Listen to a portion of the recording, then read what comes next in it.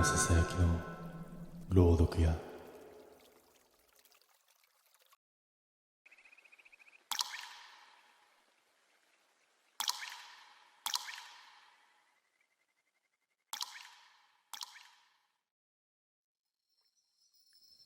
あの時は本当にただ疲れていただけだった。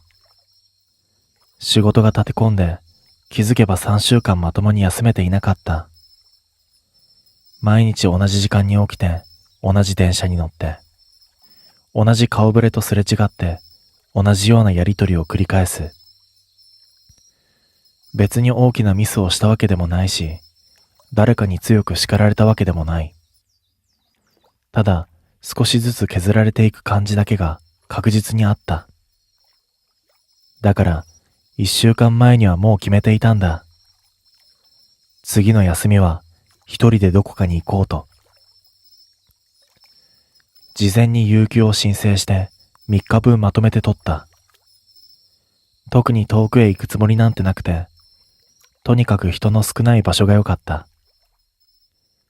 スマホで適当に探して見つけたのが山の中にある小さな温泉地だった。有名でもなんでもない。名前も聞いたことがない場所。レビューもほとんどなくて写真も少ない。でもそれが逆に都合が良かった。人がいなさそうだと思ったんだ。出発をしたのは平日の朝。高速に乗ってしばらくすると景色はゆっくりと変わっていった。ビルが減って田んぼが増えて、やがて林と山ばかりになる。窓を少し開けると湿った土の匂いが流れ込んできた。それだけでほんの少し気が楽になる。そして昼過ぎには最寄りの町に着いた。観光地と呼ぶには小さすぎる。どこか時間が止まったような場所だった。駅前も静かで、開いている店もまばら。適当に入った定食屋で遅めの昼食をとる。テレビでは地方のニュースが流れていて、隣の席では年配の夫婦がほとんど会話もせずに食事をしていた。不思議とその静けさが心地よかった。食後に少し街を歩いた。小さな神社、川沿いの道、古びた商店街。どこに行っても人は少なくて、時間だけがゆっくりと流れているような、そんな感覚があった。ただ夕方が近づくにつれて、妙な落ち着かなさが混じり始めた。怖いわけじゃない。何かがあるわけでもない。でも、長くとどまる場所じゃない。そんな感覚だけがはっきりと残ったんだ。予約していた宿は町からさらに山の奥にある。チェックインの時間もあるし、そろそろ向かうことにした。ナビに住所を入れるとルートが表示される。所要時間約40分。思ったより近い。最初は整備された道だった。対向車も時々来るし、民家もポツポツある。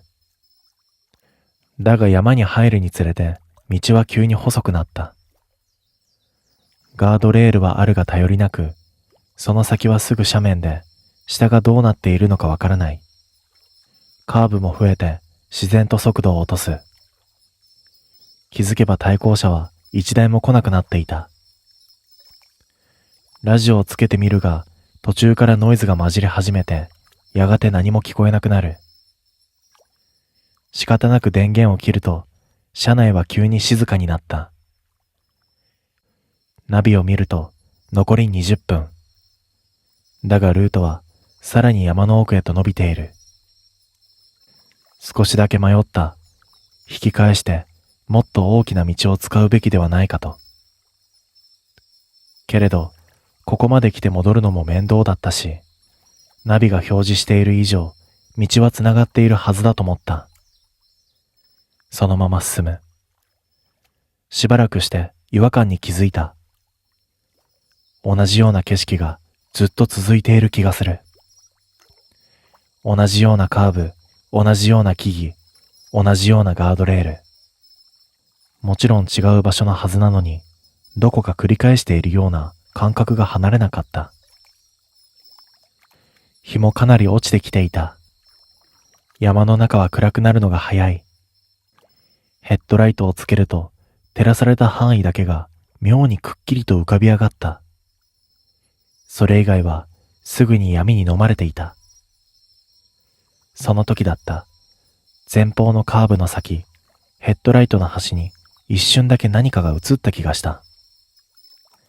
それは人影のようにも見えた。俺は見間違いかとも思ったが、ゆっくりと車を進めると、それははっきりとした形になる。道路脇に誰かが立っているんだ。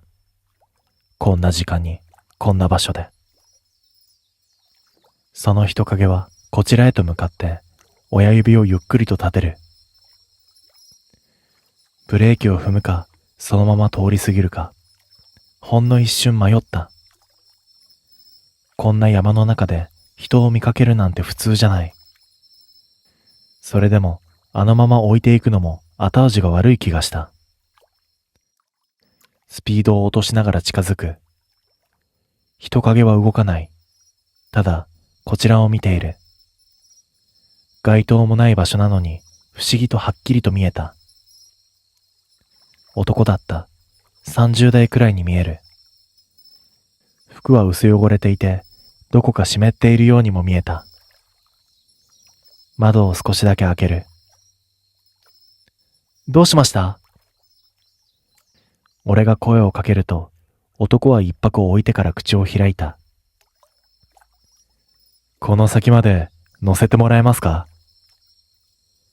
低くて抑揚のない声だった。どこまでですか？俺がそう聞くと、男はゆっくりと視線を前方へと向けた。この先のカーブでいい。それだけ言って、また黙った。カーブなんていくらでもある。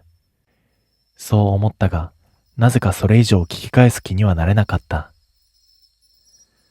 助手席のドアを開けると、男は躊躇なく乗り込んできた。その瞬間、ふわっと湿った空気が流れ込んだ。土と水の匂い。それに混じって、どこか生臭いような匂いがした。思わず窓を少しだけ広く開ける。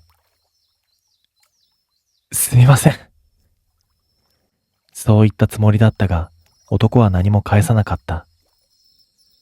ドアが閉まる。シートベルトの音は聞こえなかった。車を発進させる。しばらくは何も起きなかった。ただ、隣に誰かがいるというだけで、さっきまでの静けさとは違う妙な圧迫感があった。会話もない。ラジオもつかない。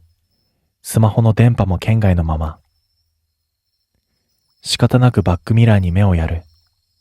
その瞬間、男と目が合った。後部座席には誰もいないはずなのに、ミラー越しに見える男の目は、なぜかやけにはっきりとしていた。すぐに視線を前に戻す。気のせいだと思おうとしたが、それからも何度か同じことが起きた。ミラーを見るたびに目が合う。そらしてもまた会う。まるでずっと見られているみたいに。耐えきれずに声をかける。この辺りの人ですか？返事はなかった。聞こえていないのかと思い、もう一度聞こうとしたとき、もう少し先です。男が前を見たまま言った。タイミングが妙だった。質問に答えたわけではない。まるでこちらの考えを遮るように。喉の奥が少し乾く。ナビを見ると目的地まで残り10分ほどになっていた。だが表示されているルートとは別になぜか細い脇道が強調されている。見覚えのない表示だった。こんな道、さっきまでなかったはずだ。次、そこを。男がはっきりと言った。指さした先にはほとんど使われていないような細い道があった。ガードレールもなく、奥は暗くて見えない。ナビはこっちじゃないみたいですけど。思わずそう言う。すると男はゆっくりとこちらを向いた。いいから。その一言だけ。さっきまでと同じ声のはずなのに、なぜかすぐ近くで囁かれたように聞こえた。背筋が冷える。無視をして通り過ぎることもできたはずだった。けれど気づけばハンドルを切っていた。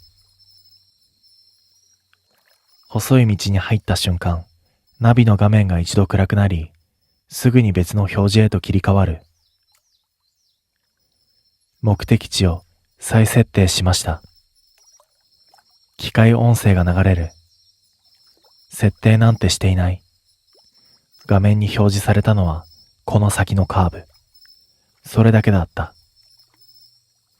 するとその時、隣から小さな音がした。水がポタリと落ちるような音。視線を向ける。男の服の袖から雫が落ちていた。シートに暗いシミが広がっていく。もうすぐです。男が言う。その声はどこか少しだけ安堵しているようにも聞こえた。前方に急なカーブが見えてくる。ガードレールの先は真っ暗だった。ブレーキに足をかけたその瞬間、バックミラーに映った。後部座席にもう一人、同じ男がこちらを見ていた。反射的にミラーから目をそらした。見間違いだと思いたかったんだ。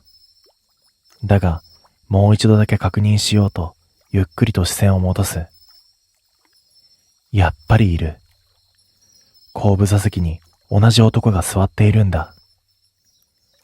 服の濡れ具合も、うつむき方も全部同じ。ただ違うのは、その顔がはっきりとこちらを向いていることだった。息が浅くなる。ここで。隣の男が静かに言った。前を見ると、例のカーブがすぐそこまで迫っている。ブレーキを踏む足に力が入らない。減速しているはずなのに速度が落ちない。むしろじわじわと上がっている。ちょっと待って。言葉が途中で途切れる。アクセルに乗せた覚えのない足に重みがかかっていく。踏み込まれているんだ。自分の意志ではない。ハンドルもわずかに右へと引かれている。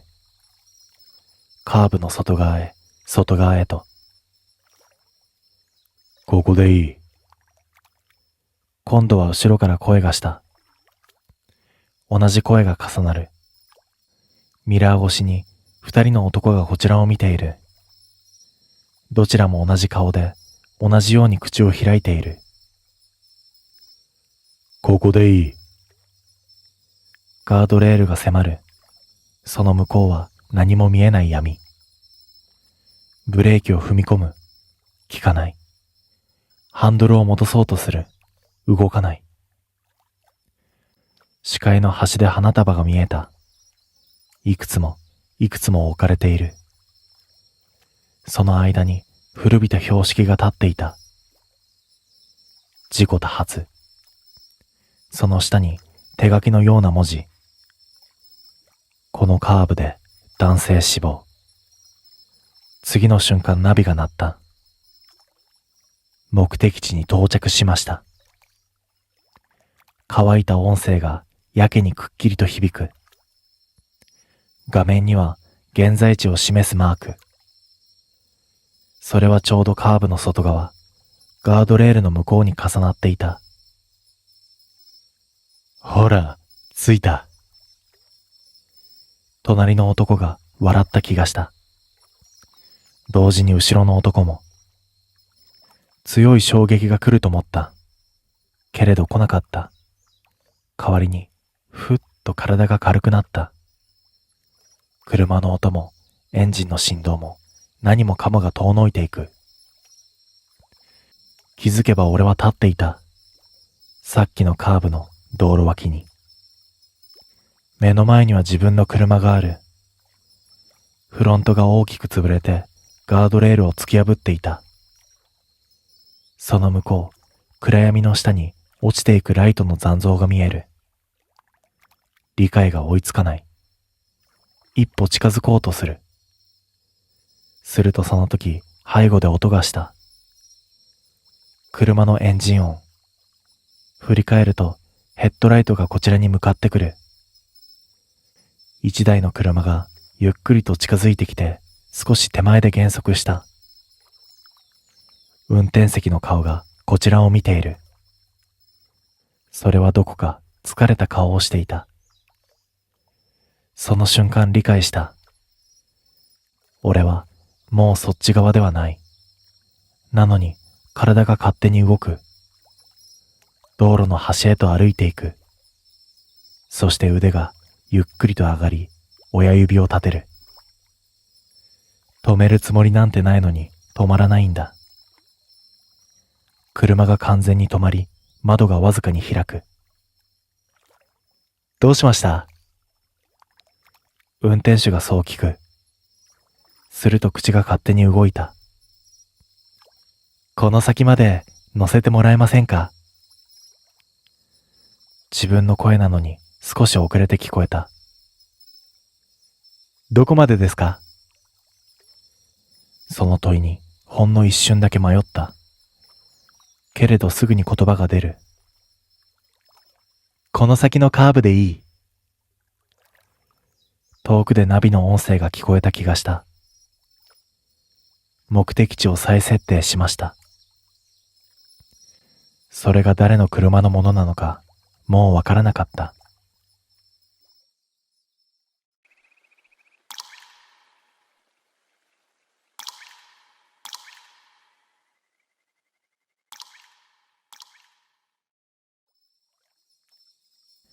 この旅は特別な理由があって決めたものではなかった。ただ、同じような日々が続く中で、少しだけ環境を変えてみたくなった。ただそれだけなんだ。だから行き先も深く考えたわけではない。地図を眺めていて、なんとなく目に入った山あいの町を選んだ。観光地として知られている場所ではなく、むしろ人が少なくて静かに過ごせそうな場所。実際に訪れてみると、その印象はほとんどそのままだった。昼間はただ街を歩いた。目についた店に入り、時間を気にせずに食事をして、気が向けばそのまま少し遠くまで足を伸ばす。人の少なさがそのまま居心地の良さにつながっていた。ただ日が傾き始めると、街の空気は少しずつ変わっていった。店は早めに閉まり、通りから人影が消えていく。街灯の数も少なく、暗さが一気に濃くなる。気づけば自分の足音だけがやけに大きく響いていた。そろそろ宿に戻ろうと思った頃には、周囲にはほとんど人の気配が残っていなかった。予約していた民宿は町からさらに奥へ入った場所にある。事前に調べた時も情報はほとんど出てこなかったが、それが逆に都合よく感じていた。静かな場所で何もせずに過ごすにはちょうどいいと思ったからだ。実際にたどり着いた建物は想像していたよりも古かった。木造で外壁は少し色あせている。周囲には他の建物もなく、ポツンと一軒だけ建っている。入り口の看板の明かりだけがぼんやりと周囲を照らしていた。引き戸を開けて中へ入ると、外よりもわずかに暖かい空気が流れてくる。そのまま立っていると、奥から足音が近づいてきた。ゆっくりとしたためらいのない足取り。やがて姿を現したのは年配の男だった。こちらを見る目に特別な感情は浮かんでいない。不愛想というより必要以上に関わらないという印象だった。名前を伝えると男は短くうなずき、そのまま淡々と説明を始めた。部屋の場所、風呂の時間、食事の案内。どれも簡潔で無駄がない。その説明を聞きながら、ふと男の視線の動きに気づいた。ほんの一瞬だけこちらから外れて、廊下の奥へと向けられている。その先には一つの扉があった。他の部屋と同じような作りに見えるが、なぜかそこだけが少しだけ目に残る。説明が終わり、鍵を渡される直前だった。男がわずかに言葉を選ぶような間を置いてから、いつもより低い声で静かに言った。一つだけお願いがあります。その言い方に自然と意識が向く。軽くうなずきながら、何ですかと返すと、男は一度だけ廊下の奥、先ほどの扉の方へと視線を送り、それからこちらに戻した。そして、はっきりとした口調で続けた。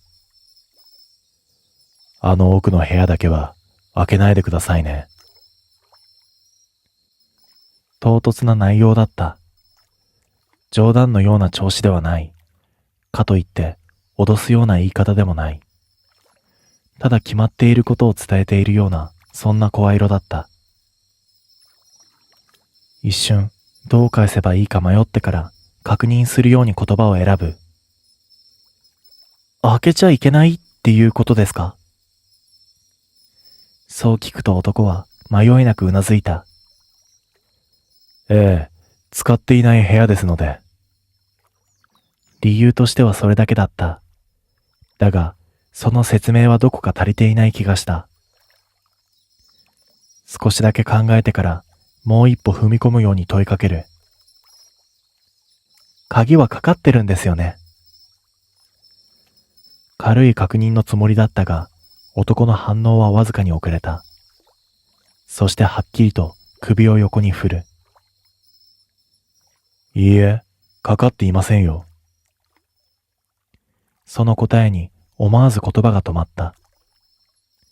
鍵がかかっていないのに開けるなという。その理由を聞こうとして口を開きかけた時だった。男がほんのわずかに声の調子を強めて言う。絶対に開けないでくださいね。さっきと同じ言葉なのに、今度は確認ではなく念押しだった。それ以上は何も言わない。その沈黙に押されるように、それ以上踏み込むことはできなかった。部屋へと案内される。廊下を歩きながら、例の扉の前を通る。視線を向けないようにしながらも、どうしても意識の端に残る。見た目は他の部屋と変わらない。古い木の引き戸、特別な装飾もない。ただ、そこだけ空気が少し重い気がした。気のせいだと思ってそのまま通り過ぎる。自分の部屋はその少し先だった。荷物を置いて一息つく。部屋は普通の和室で特に違和感はない。窓の外はすでに暗く、周囲の様子はほとんど見えなかった。しばらくして食事の時間になり下へと降りる。他に客はいないらしく、広間は静かだった。主人は必要なことだけを淡々とこなし、会話らしい会話はほとんどなかった。その静けさの中で、どうしてもさっきの扉のことが頭から離れなかった。食事を終え、部屋へと戻る。廊下を歩きながら、自然と足が少し遅くなる。あの扉の前に差し掛かる。意識しないようとしていたのに、視線だけがそちらへと引き寄せられる。そしてそこで俺は初めて気づいた。違う。さっき見た時と状態が違うんだ。立ち止まる。扉は完全に閉まっていなかった。ほんのわずか内側へ向かって開いている。数センチ程度の隙間。さっき通った時は確かに閉まっていたはずなのに。目を凝らす。中は暗く何も見えない。それでもその隙間だけが妙に気になった。風はないし、廊下も静まり返っている。それなのにその隙間がほんのわずかに広がった気がした。扉の隙間はごくわずかだった。最初は見間違いかとも思ったが、立ち止まって見直すほどにその違いははっきりとしてくる。確かにさっき通った時は閉まっていた。それなのに今は内側へ向かって数センチだけ開いている。廊下は静まり返っていて風もない。それでもその隙間だけがゆっくりと呼吸するように広がっている気がした。視線を外そうとしてやめる。なぜか目が離せなかった。ほんの少しだけならという考えが浮かぶ。中を確認して何もなければそれでいい。そう自分に言い聞かせて一歩だけ近づいた。床が小さくきしむ。その音がやけに大きく響いた気がした。隙間の前へ立つ。中は暗い。光が入っているはずなのに奥が見えないんだ。ただ黒く塗りつぶされたような空間があるだけだった。息を潜めてわずかに顔を寄せる。覗き込むというより触れない距離で確かめるようなそんな感覚だった。その瞬間何かがずれた。音でも光でもない。ただ確実に感覚だけが一段深くなった。俺は反射的に顔を引いた。心臓の音が急に近くなる。廊下の景色は変わっていないはずなのに、どこか輪郭が曖昧に見える。木の木目がわずかに揺れているように見えた。瞬きをすると元に戻る。だがさっきまでと同じではない。空気がほんの少しだけ重い。するとその時、背後から足音がした。振り返ると、主人が廊下の奥に立っていた。気配に気づいた覚えはない。ただいつの間にかそこにいた。しばらくこちらを見てから、ゆっくりと一歩だけ近づき、静かに口を開く。見ましたか？問いかけというより、確認に近い言い方だった。否定しようとして言葉が出ない。そしてその沈黙を見て、主人は小さく息をつく。それから扉の方へ視線を移しながらこう続けた。開けてはいませんね。今度ははっきりとした口調だった。俺はかろうじてうなずくと、主人はわずかに肩の力を抜いた。それならまだ大丈夫です。そのまだという言葉が強く引っかかった。思わず言葉を探しながら問い返す。何があるんですか？問いかけに対して主人はすぐには答えなかった。ほんの短い間を置いてから慎重に言葉を選ぶように口を開く。中を理解すると戻れなくなるんですよ。静かな声だった。だがその内容は曖昧で逆に不気味だった。意味を確かめようとするより先に主人は続ける。見たかどうかではありません。分かったかどうかなんです。背筋に冷たいものが走る。さっきの一瞬、あのずれた感覚。あれが何だったのか考えたくなかった。主人はそれ以上説明せず扉の前へ立つと、隙間に手をかけてゆっくりと閉めた。ピタリと音がして完全に閉じる。その瞬間、廊下の空気がわずかに軽くなった気がした。今夜はもう部屋から出ないでくださいね。振り返りながら低くそう言った。できるだけ何も考えない方がいい。その言葉だけを残して主人は奥へと消えていった。俺一人廊下に残される。しばらく動けなかったが、やがて足を動かして自分の部屋へと戻る。戸を閉めて鍵をかける。ようやく息をつく。するとその時気づいた。頭の奥に何かが残っている。さっきの中。見えなかったはずなのに、そこに何があったという確信だけが消えなかった。思い出そうとするわけではない。むしろ逆だ。考えないようにしているのに、その形になりかけた何かが少しずつ浮かび上がってくる。布団に入る。目を閉じる。それでも消えない。あの暗闇の奥にあった何かがもう少しで思い出せそうな位置にある。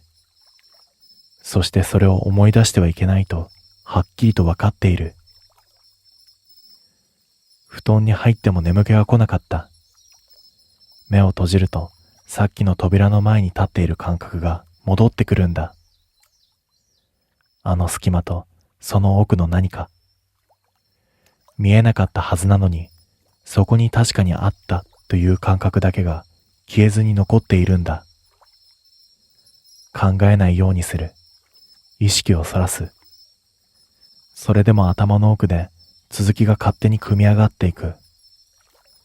断片だったものが少しずつつながり始める。形になりかける。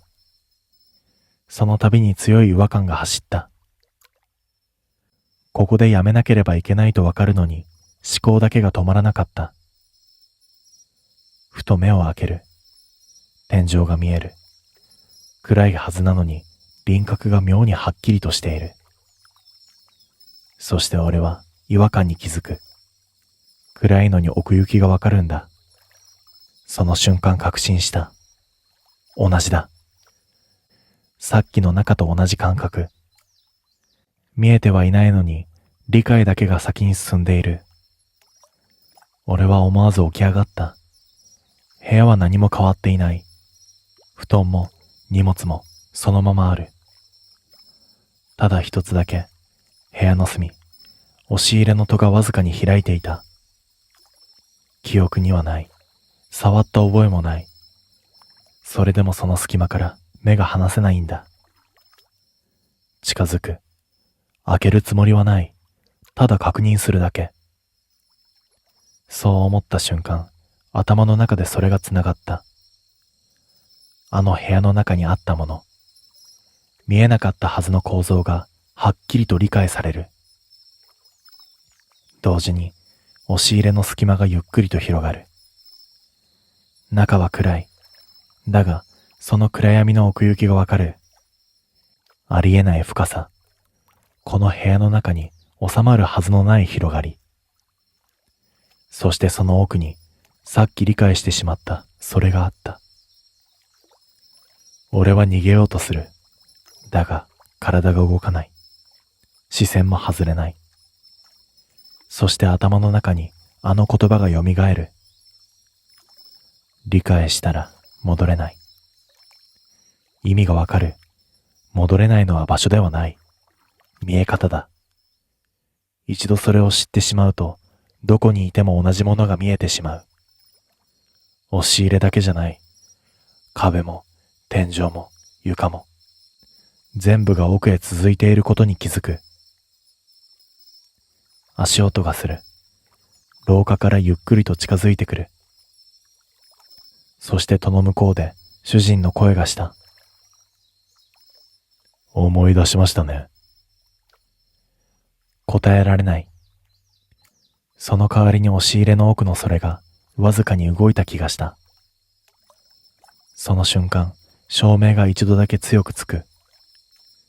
部屋の形がはっきりと見える。四角いはずの空間が歪んでいるんだ。押し入れと廊下とあの部屋の奥が全部一つにつながっている。そしてその中心にそれがある。すぐに明かりが落ちる。暗闇に戻る。だがもう何も変わらない。見え方が戻らないんだ。その時戸の向こうで主人が小さく言った。ここではもう眠れません。次の瞬間、足元の感触が消える。沈むのではなく、奥へと引き込まれる。体が暗闇の中に滑り込んでいく。そして最後に見えたのは部屋の入り口だった。その向こうの廊下もすでに同じ奥につながっている。視界が閉じる。それでも分かった。もうどこにいても同じなんだ。どこを見てもあれがある。